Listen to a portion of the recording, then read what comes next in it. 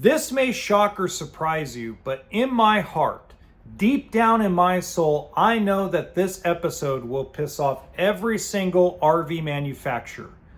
RV factories will hate my guts for years, but some RV buyers / RV consumers will hate my guts as well.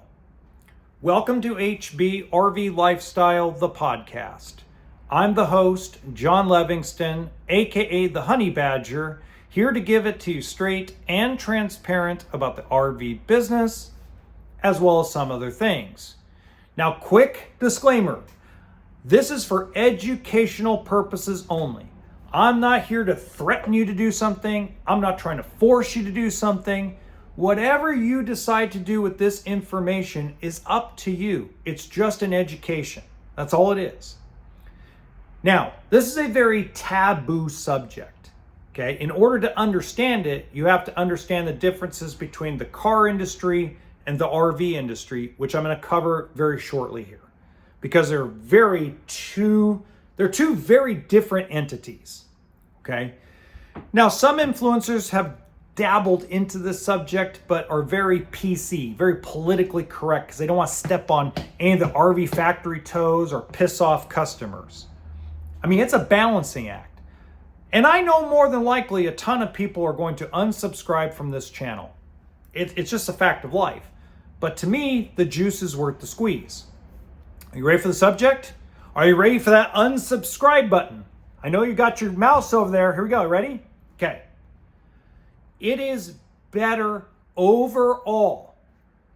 I didn't say better price. I'm saying overall. It is better to buy a new RV, whether it's a travel trailer, toy hauler, fifth wheel, motorhome, truck camper, etc. It is better to buy from your in-state local dealership. There are three big reasons why.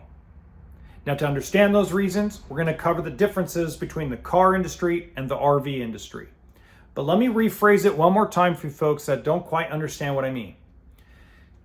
You see a coach like a Brinkley fifth wheel in Indiana, and you see this really cheap price on it, and you live in Florida. The temptation to drive from Florida to Indiana to pick it up because you see a big price difference is actually still better to buy at your local dealer in Florida than drive to save a couple grand in Indiana. Okay, now let's understand. Now, before you guys get all up in arms and pissed off in the comment section, hear me out. The car business, the main profit center for a new car dealership is in the service department. So if you go, let's say you travel from Nevada to Montana to buy a truck, you got a great deal. You know, you got a brand new GMC Sierra for $5,000 less, which is impossible, but let's just say that actually happened, okay? When you drive it back to your local dealership, your local GMC dealership in Nevada, they're happy to bring you in because it's a huge profit center for the dealership. Sales in the car dealership area is really just to build a service department. Maintenance, warranty, all that stuff pays really well. In fact, most car manufacturers pay the dealership to do the pre-delivery inspection. So it's a big, huge profit center. That's why you'll see more employees in a service department of a Hyundai dealership, a Honda dealership, a Toyota dealership than you'll see them in sales. Most of the sales are reliant on the internet and all a bunch of websites and programs and rebates. And I mean, you could shop a car to death. Okay. The main profit center for the dealership and the sales side is in used cars. But that's not a very big profit center either. And that's for another video. In the RV industry, it is the complete opposite. In fact, the service department, whether you're Camping World or mom and pop, is a loser in the RV industry. In fact, there's a lot of independent RV repair shops out there across the United States that are on the verge of going out of business because it is not a big profit center. It is a toy.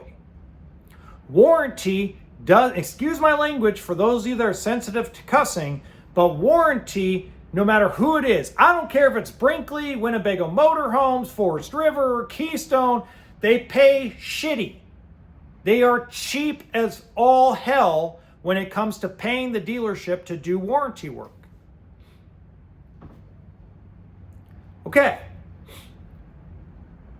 That means that all the profit center for an RV dealer is in sales. Okay. Now that being said, the first big reason why you should buy at your local in-state dealership is that word warranty. The dealership, and here's a great example. You see a Keystone, let's say you live in, let's say Oklahoma. And you live in Tulsa, Oklahoma, and you found the right coach. It's a Grand Design Reflection 255 ml, or I can't remember what that rear kitchen is, okay? And Oklahoma's selling to you for $57,000, but you can travel to Indiana and buy it for $54,000. Well, first of all, what you're seeing in the price difference has nothing to do with the price. It has to do with the transportation of the unit going from Indiana to Oklahoma. See, the Indiana dealers don't pay any shipping, right? Okay, now you bring it back in your slide brakes. That Tulsa, Oklahoma dealer is going to go, I'm not working on that. I don't get paid enough from Grand Design to deal with that crap. So what do? Oh, you didn't purchase from us? No problem. Hey, so today is April 1st, 2026. My next available appointment is March 20th, 2027. Do you want morning or afternoon? Click. So then you're calling Grand Design. Grand Design's try to get their SRT team out. And then you have to jump through a bunch of hoops. But the guy who paid the $3,000 more, hey, my slide broke, they're going to be more wanting to help that customer because that's their customer. Now, does every dealership work that way? Of course not. So a lot of you go, well, dealerships suck. They're stealerships. Okay. Then don't buy an RV. That's how I look at it. If you feel like everybody's just trying to steal from you, hey, I get it. Do your thing. But if you're going to buy locally. Yes, you can save money by traveling. Absolutely. Because the dealers in Ohio and Michigan and Indiana don't pay any shipping. Dealerships in Texas and New Mexico, Montana, Washington State, Oregon pay an insane amount of money to have them shipped. Dealerships in Florida, Georgia, Alabama, Louisiana pay a pretty premium price to have them shipped from Indiana down there. So I know it's tempting. But realize that if you travel 1,800 miles because you think you're saving $1 or $2, you're risking not being able to get serviced properly, because it's not like a Cadillac or BMW or Mercedes where there's a big profit center in service, where they find out, hey, I bought in BFE South Dakota because I saved $10,000 on my car, and you drive it back and the service, hey, come on in, it don't matter to me.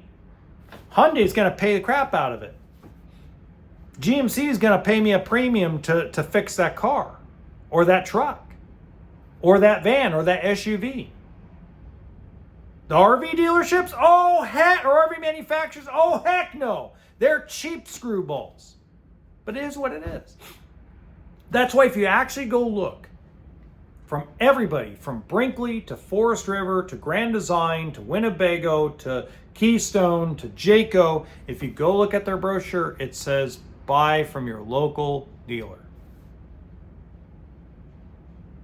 Now, used doesn't come with a warranty, so travel as much as you want for that. I mean, that's customer pay, right? You're buying a coach that has no warranty. So I get it, right? That's a whole different subject for a whole different game. Now, if you stuck around this long, you're going to be shocked at number 2. The number 2 reason why you should buy in your local in-state dealer is you are protected by your laws. Here's a great example, best example I have.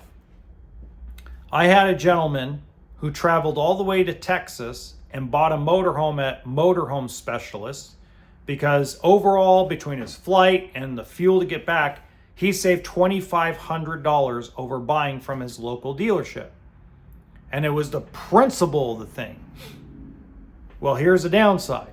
The chassis, not the RV itself, but the Ford chassis, was a lemon. But guess where he had to try to go lemon lawed at? Not in California. He had to go back to Texas to try to get a buyback. And if you think that Texas is an easy place to do a lemon law or a buyback, hold on, let's Google that real quick. Hold on. It's going to be, is there a lemon law for RVs in Texas? Yes, there is. But you have to go resolve it in Texas. You don't get to resolve it in California. Lemon laws apply to states you purchase in at point of sale, not where you live. So he would have spent, probably would have spent a total of $5,000 more if you take away the flight and the fuel, $5,000 more to buy the motorhome in California. But if that chassis went lemon, he would have been protected under his own California state lemon laws. You also are protected by your own state's consumer laws. So if something goes wrong, where somebody tries to pin one on you with a balloon payment program or tries to basically not want to pay off your trade or whatever the case may be, when you travel to go buy an RV because you saw a cheaper price in Indiana, you're getting Indiana's laws. And there's a reason why RV manufacturers manufacture majority in Indiana. Take a guess. It's probably because Indiana actually protects them legally pretty good. So that's one thing that really people don't understand. Well, it's just a 1-year warranty. No, because the roof has a warranty. The structure has a warranty. So it's 3 years structural on most of your travel trailers, motorhomes, and everybody else. If it's a motorhome, there's a chassis warranty that's longer than a year. So just kind of keep that in mind. And the third and most important reason, okay, is if you don't buy locally, if everybody traveled to Indiana to go buy one because it was a cheaper price, then you would have no businesses in any state to do warranty repair on anything. Because if everybody just left, there would be no businesses available. When you look at prices in Ohio, Indiana, Michigan, places like that, again, just like I said earlier in the podcast, you are talking about the difference in price is the shipping cost. When you have a fifth wheel shipped to Seattle, Washington, it costs close to $6,000. You got a Grand Design Momentum toy hauler somewhere in Tacoma, Washington, it's $6,000 more than Indiana right off the bat, just because of transportation cost.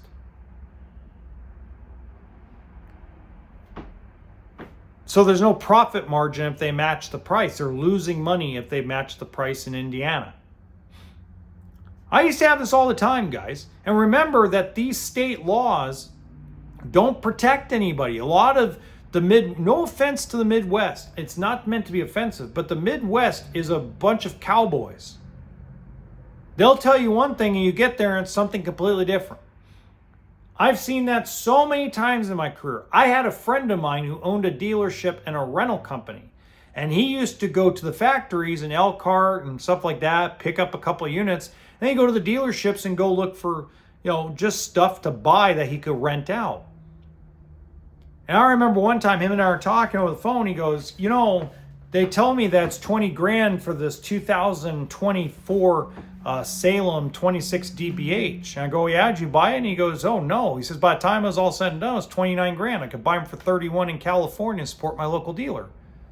Well, what do you mean? Well, they tacked on a freight charge. They tacked on a PDI. They tacked on, some kind of out of state thing so I didn't have to pay tax. He goes, it's just ridiculous. He says, it's the Wild West everywhere. Now it's the same thing with Canada, right? So you got a lot of Canadian folks that it's tempting for them to buy in the United States because it's cheaper, because it costs a ton of money to take RVs across the border. Even before the tariffs, it was expensive to transport units to British Columbia, Ottawa, Saskatchewan, Alberta. Sometimes it's very tempting. And especially if they're going to have the unit only during the winter months in Arizona or a Tennessee or a Florida or a Louisiana. They're not going to go all over hell and gone, and they're just going to stay in one state of snowbirds and use it as a secondary home. It's very tempting to buy it in the United States rather than Canada. But if you're going to travel back and forth between Canada and all of the U.S. year-round, it'd probably be better to buy from your local spot. Now, why is this advice terrible in consumer eyes? Because you're basically, what the argument will be is, well, basically they're telling us that we're fucked if we go out of state. No, I'm not telling you that. I'm telling you you're better protected. It's about being protected. Now, if the RV manufacturers were more like the car manufacturers and paid warranty properly instead of being cheapskates, this wouldn't be an issue. If I could make service a profit center instead of a headache, I wouldn't care where you bought it from. But they're not like that. I'm sorry. I don't care who they are. Brinkley does not take care of their dealers properly. Grand Design does not. Forest River does not. Keystone does not. There is not one manufacturer in the industry that takes care of the dealer. Period. There are independent RV service centers that refuse to do warranty work because it doesn't pay shit. You'll spend 5 hours fixing something and they want to pay you an hour and a half. Well, that's what it took at the factory when it was all disassembled and we didn't have to reassemble it. But that's just a fact. Let's face it. It's nothing new.